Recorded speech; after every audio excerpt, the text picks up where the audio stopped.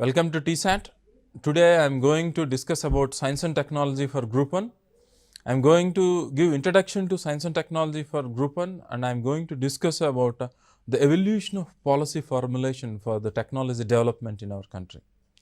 So, in this context, as far as science and technology is considered, what for this science and technology or how science and technology is helpful for the development of the country is the main aspect here which we need to know. So, in this context, the role of science and technology is, the main aim is of science and technology is socio-economic development. So, here what do you mean by socio-economic development? So, economic development, as you know, is increasing in the income, whereas in the case of personal level, economic development is increasing the per capita income or increasing the GDP of the country at the national level. So, in this case, in the case of development is considered when relatively compared with growth. Growth is a quantitative factor where development is a qualitative factor.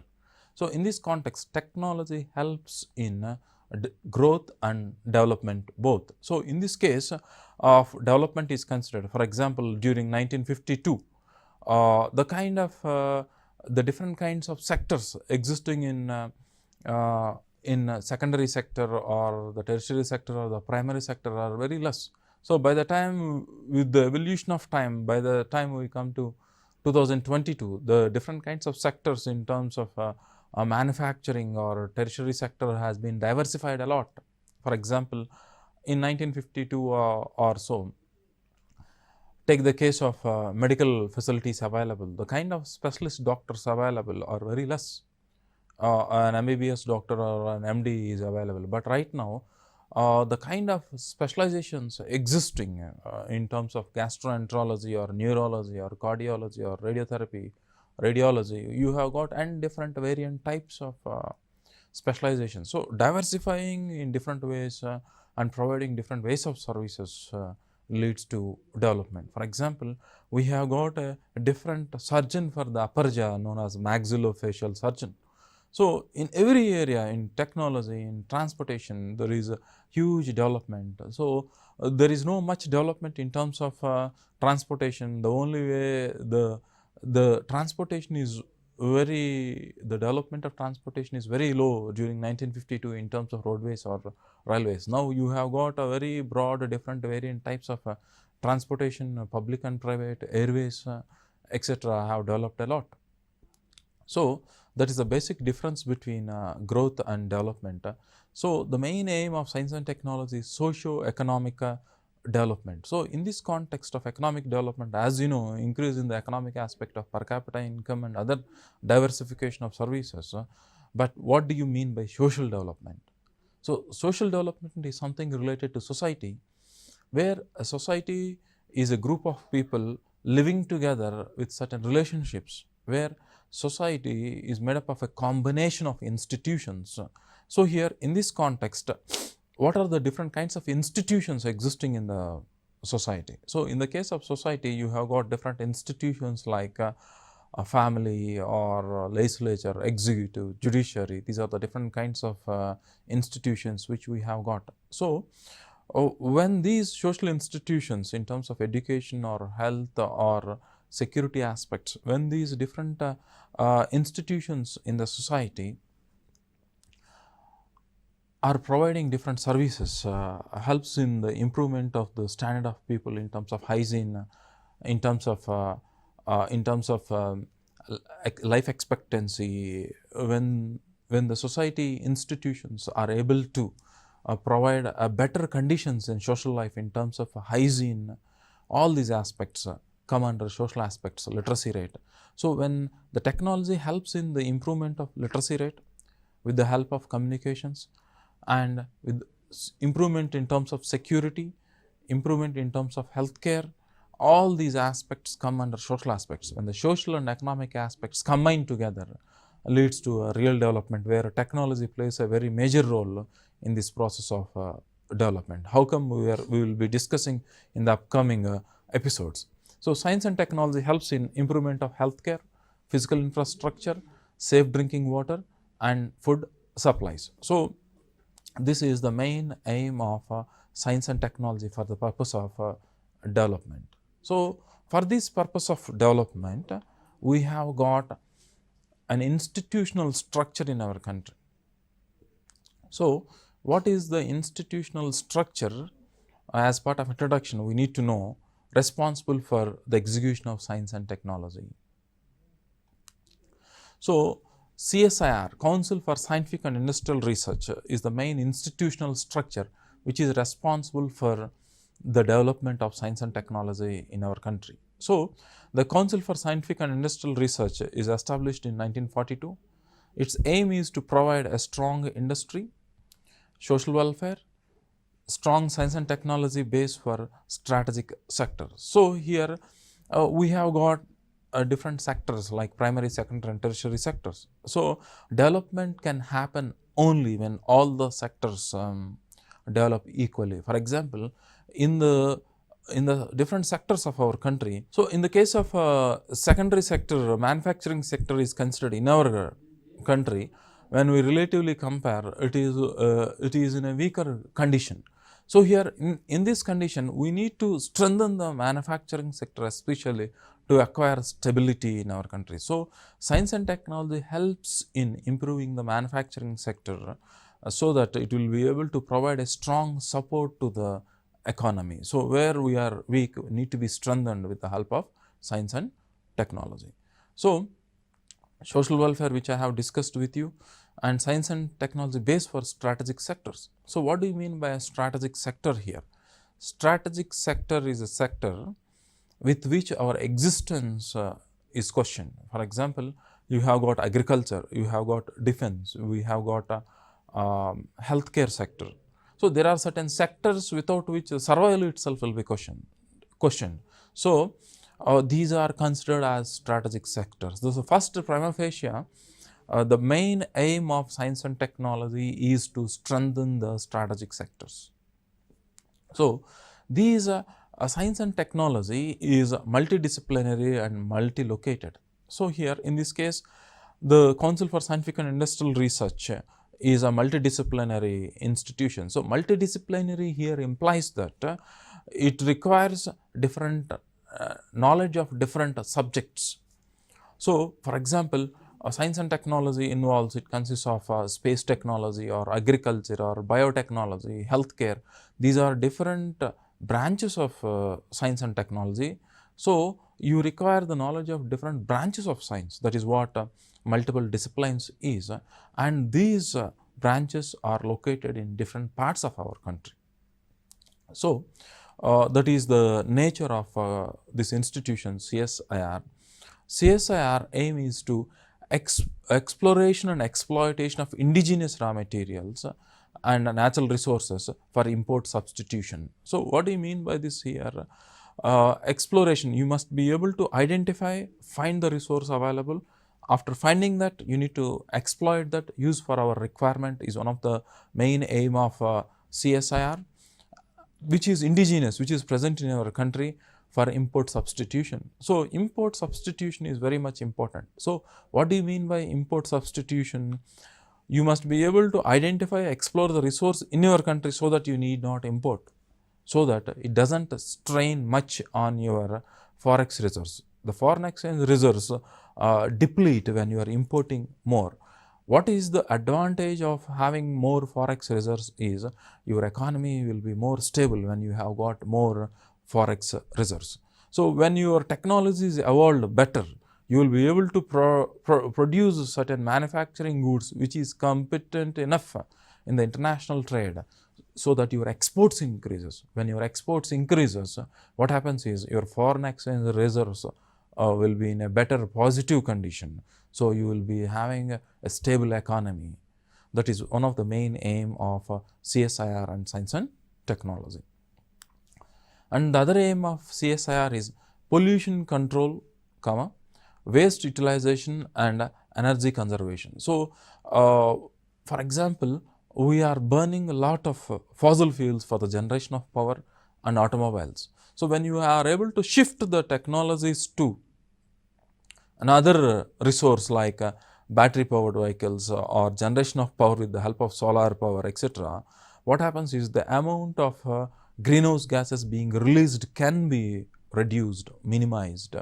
That is how technology is helpful in controlling the pollution. This is an example which I have given to you. There are many such applications to reduce the amount of pollution, which we will be discussing in the upcoming discussions.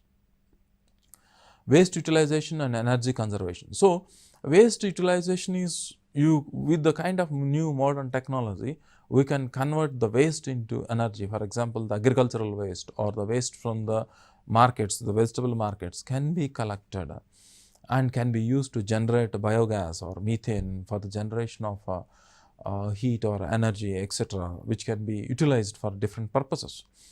And energy conservation. So, what is happening is with the improvement of technology, the energy consumed by the systems reduces. For example, when you relatively compare with the tungsten filament bulb and an LED bulb, with the change in the technology, what is happening is the power being consumed by LED bulbs, LED lights is less when relatively compared with tungsten bulbs, so that the power is being saved because of technology. Is an example of conservation of power. So, CSIR involves in research and development in airspace, biotechnology, coal, food, minerals, metallurgy and healthcare. So, here in the case of airspace is considered, we use airspace for different purposes, for domestic transportation, for launching missiles, to defend yourself, for the flight of a fighter flights, for the communication, launching satellites. We use this space for the application of different technologies in the areas which I have just specified with you. So, in this context, you need to know the technology is essential to fire a missile, to fly in a fighter flight or a domestic flight, or to launch a satellite for communication purposes. The technologies are different. So, you need to develop technology to use the airspace for these different purposes. So, CSIR does research in these areas and we are going to apply technology in all these different areas for our advantage. The next is biotechnology. Biotechnology is the application of technology on life forms which are used in different purposes. For example, biotechnology is being applied in plants, animals. Plants in the case of development of different crops for agricultural purposes. Animals in the case of animal husbandry. Even this technology is being applied in terms of medicine for the purpose of treatment for different diseases, development of vaccines. These are all the different applications of science and technology in biotechnology. Coal. So, when coal is considered, coal is a very important aspect because coal almost all occupies 55% of power is being generated with the help of coal. So, judicious utilization of coal is required. Conservation of coal. You need to have an efficient insulating systems to save the heat energy being generated so that the amount of coal being burnt can be reduced with the help of technology. So, the energy convertibility ratio in thermal power generation is very weak. So, this can be improved with science and technology by improving better thermal efficient systems. And in terms of food, minerals and metallurgy, so we must be able to meet the demand of food with the exploding population with the help of biotechnology, by improving different variants of crops, with the help of recombinant DNA technology. New variants can be generated with technology, development of minerals, metallurgy and healthcare. So, these are all the different areas where CSIR works for the development of science and technology. So, the CSIR has got other branches like traditional knowledge, digital library. So, whatever knowledge we have lost because of improper data storage capacity. So, what happened is we have got an immense knowledge which we have acquired from our Vedas. A lot of knowledge is being lost because of lacking in storage capacity. But with the development of this modern technology in terms of storing the information, the existing information need to be stored in electronic systems and computer in the form of data, and when it is being stored, it can be easily passed to the next generations. That is another aim of CSIR in terms of science and technology. Next is ICAR. You have got Indian Council for Agricultural Research. Its aim is to improve the primary sector production through green revolution, white revolution, yellow revolution, golden and horticultural revolution through the Department of Agriculture Research and Education. So here what is happening here is, one of the method to improve agricultural production is a green revolution. So and the modern biotechnology in organic farming, these are all the different applications of biotechnology in agricultural production. So in the previous kind of green revolution, we are able to successfully do the agriculture in only regions where there is intensive irrigation available in the regions of Punjab or in some coastal pockets. But with the modern biotechnology, you are able to cultivate even in regions, in rain-fed regions, with the help of drought-resistant varieties, with the help of biotechnology in terms of agriculture. So there is improvement in terms of agriculture with the help of this Indian Council of Agricultural Research.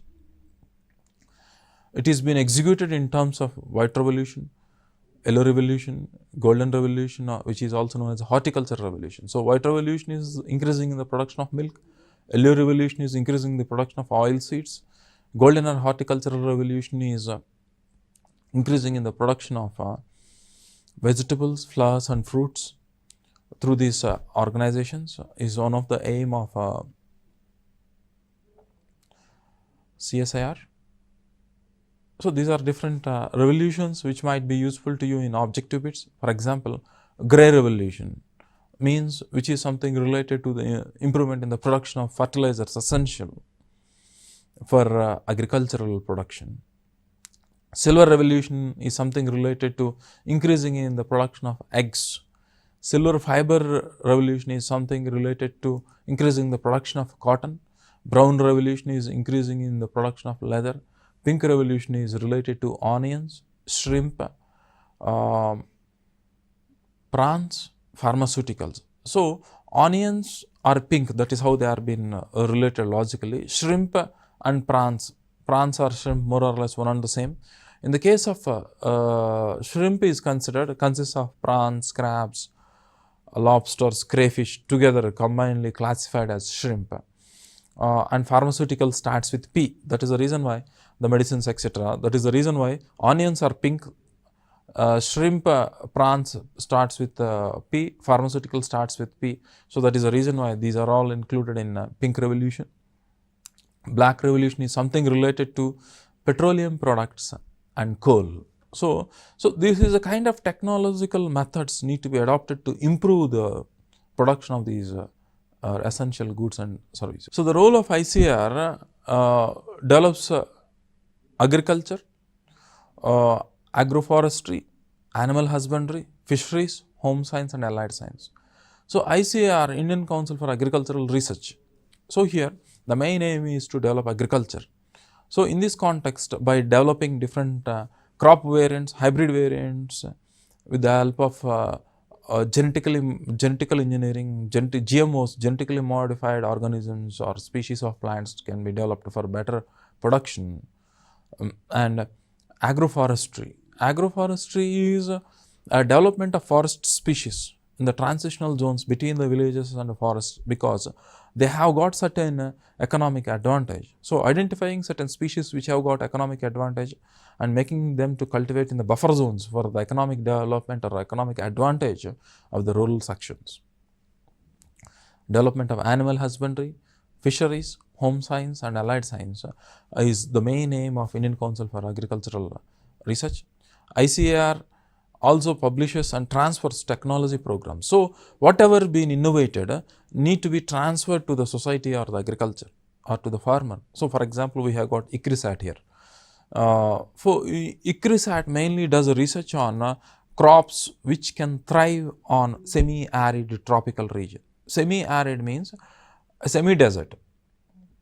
So when a plant is not able to thrive in a desert or a semi-desert region, you are going to modify that with the help of genetic engineering, and you are going to make a unique variant which is not available naturally, and after making this fabricating this variant which is not naturally available genetically with genetic engineering, these need to be transferred to the farmer actually to be cultivated in the farm, without which it is waste.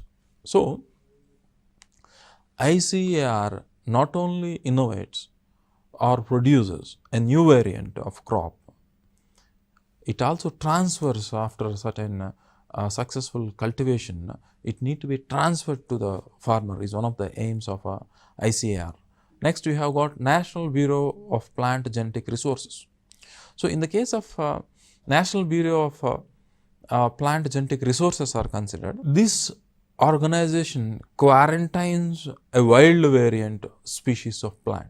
So, quarantine, which we have come across this pandemic era where isolating is what quarantine is. So, in this context, we are quarantining means isolating a wild variant of crop. So, when we isolate and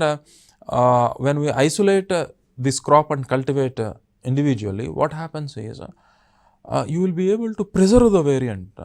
Farmers do not cultivate the wild variants which are not economical, but you need to quarantine and preserve them because you have got an advantage with the wild variants where they have got a very good disease resistant capability. That is the reason which you need to store, from which the modern hybrid variant or genetically modified variants can be made. Without the base natural available variant, you cannot generate a hybrid variant or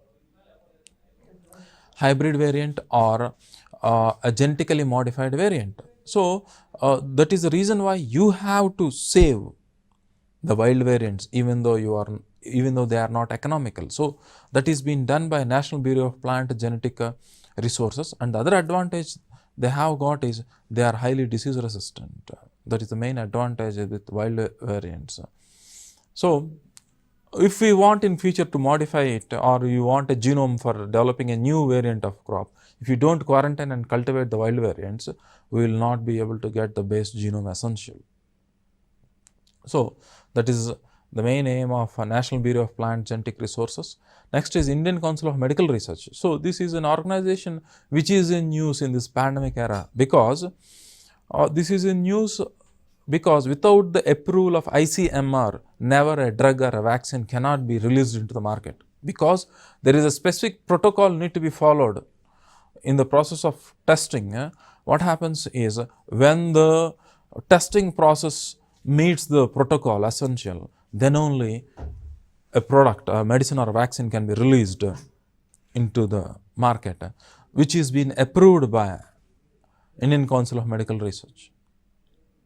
So, these are all the different branches which are under the control of CSIR for an efficient execution of the policy of efficient execution of the policy of science and technology. So, this is the institutional structure we have got for the execution of science and technology policy, so that different technological branches throughout the country can be implemented.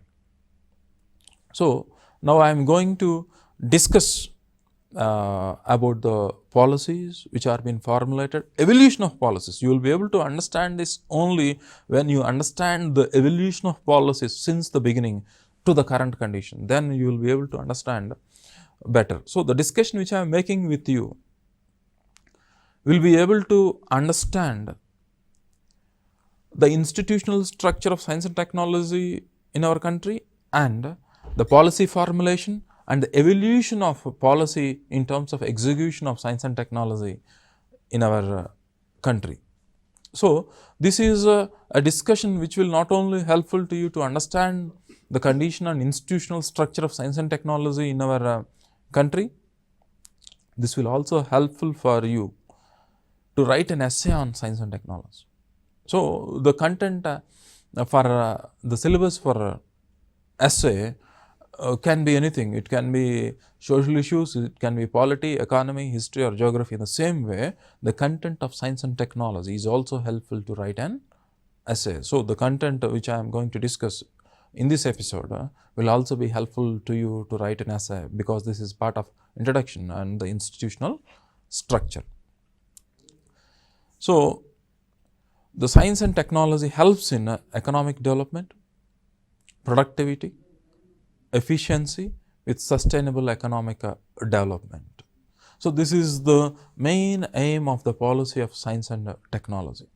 So, science and technology helps in economic development and productivity. Development, what I have explained initially. So, what is meant by productivity? Productivity is a condition where we must utilize a minimum input and maximize the output. That is one of the main aim of technology. So, productivity means when you relatively compare the ratio between the input and output, the productivity is more, means input ratio must be less when relatively compared with the output, then the productivity ratio is more and efficient. Technology helps in increasing the productivity by reducing the input cost, is the aim of science and technology.